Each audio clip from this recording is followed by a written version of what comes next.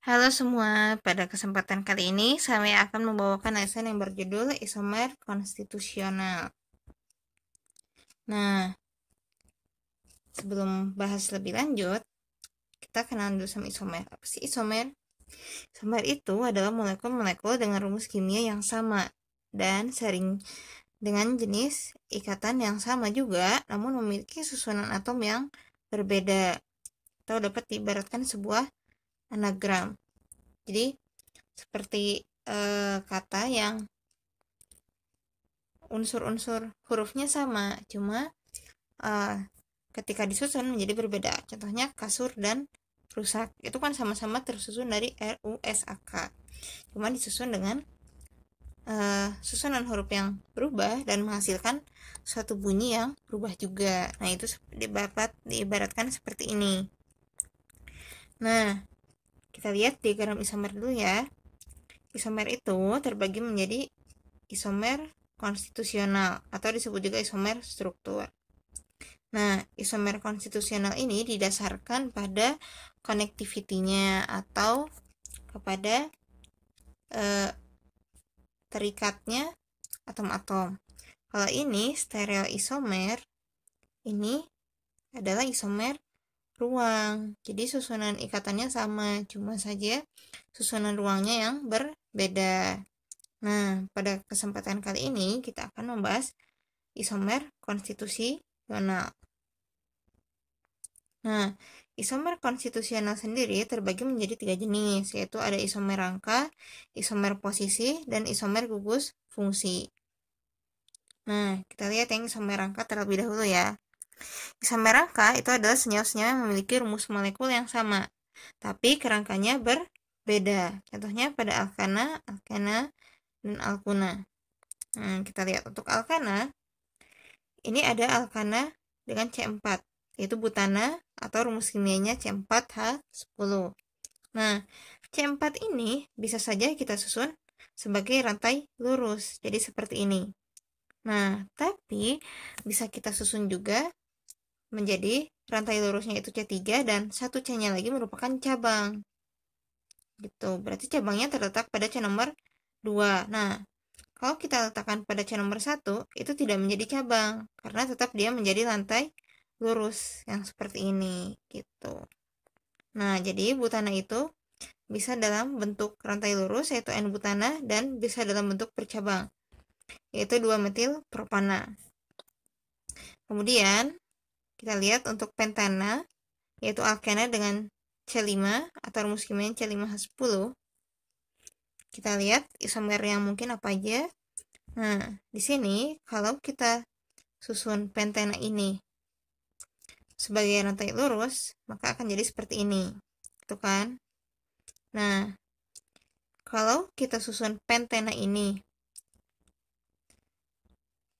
sebagai rantai lurus dengan C4 dan C1-nya lagi merupakan cabang, kemudian kita letakkan pada C yang di sini.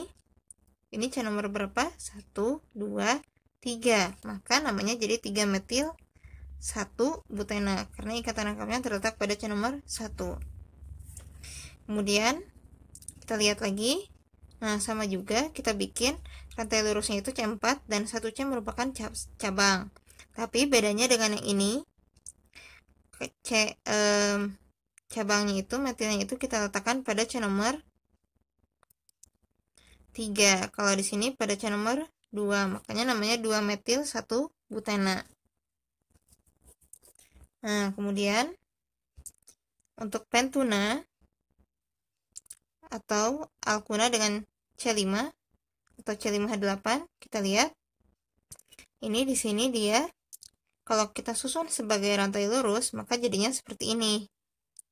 Tapi kalau kita bikin dia rantai lurus dengan C4 dan satu C-nya lagi merupakan cabang, kemudian kita letakkan pada C nomor 3, maka jadinya 3-metil 1 butuna. Nah, ini pasti rangkanya berbeda walaupun rumus kimianya sama. Itulah isomer rangka.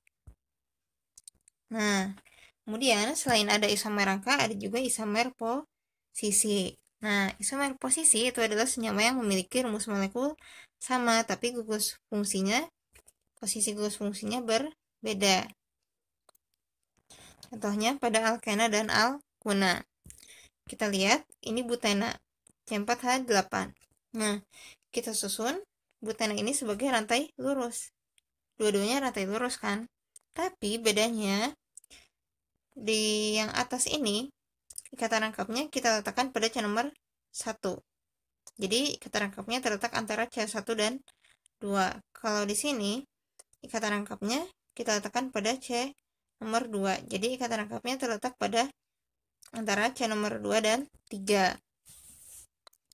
Nah, jadi kerangkanya sama, cuma berbeda posisi ikatan rangkapnya. Demikian juga dengan butuna atau akuna dengan C4 gitu ya. Ini ikatan rangkap 3-nya terletak pada C1, sehingga namanya satu butuna. Kalau di sini ikatan rangkapnya terletak pada C nomor 2. Jadi namanya 2 butuna. Seperti itu. Nah, kemudian isomer gugus fungsi. Nah, isomer gugus fungsi itu senyawa-senyawa yang mempunyai rumus molekul sama, tapi gugus fungsinya berbeda. Nah, kalau kita lihat contohnya, ini ada alkohol dan eter. Alkohol dan eter itu merupakan isomer gugus fungsi. Nah, kita lihat di sini ya. Ini CH3, CH2, kemudian ini CH, ini CH3. Jadi C-nya ada berapa? 1, 2, 3, 4. Nah, jadi C4, H-nya ada 3, 2, 5, kemudian nambah 1 jadi 6, nambah 1 lagi jadi 7, ini H-nya 3 jadi 10.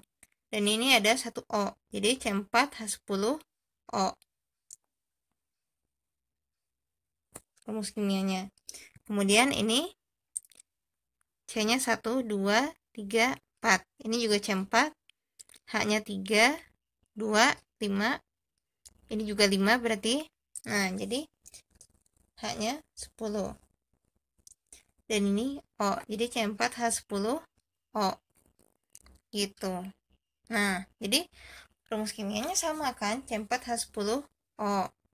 Cuma bedanya di sini gugus fungsinya hidroksi atau OH, sedangkan di sini O. Gitu kan? Jadi yang satu alkohol, yang satu eter. Nah, jadi golongan senyawanya beda, padahal rumus kimianya sama gitu. Jadi alkohol dan eter bisa dibilang mereka adalah isomer gugus fungsi. Nah, kemudian pada aldehid dan keton, kalau kita lihat ini juga C-nya ada 1, 2, 3. Ini juga sama 1, 2, 3. Kemudian di sini H-nya ada 3, 3 jadi 6. Di sini 3, 2, 1 jadi 6 juga. Dan ada 1 O. Nah, cuma bedanya ini adalah gugus keton, sedangkan ini aldehid. Jadi ini propanol, ini propanal. Jadi walaupun rumus kimianya sama C3H6O, tapi gugus fungsinya berbeda. Tapi karena rumus kimianya sama, maka aldehid dan keton bisa dikatakan sebagai isomer gugus fungsi. Jadi yang membedakan hanya gugus fungsinya saja. Nah, kemudian asam karboksilat dan ester. Nah, kita hitung ya, hitung lagi. C-nya ada 1, 2, 3, 4. Ini juga sama, 1, 2, 3, 4. Jadi ada 4C.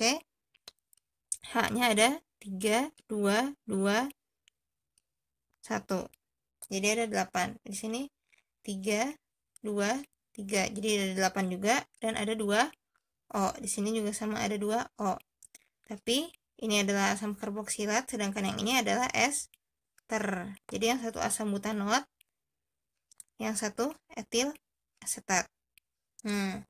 Jadi karena rumus kimianya sama, hanya berbeda gugus fungsi, asam karboksilat dan ester bisa dibilang sebagai isomer gugus fungsi.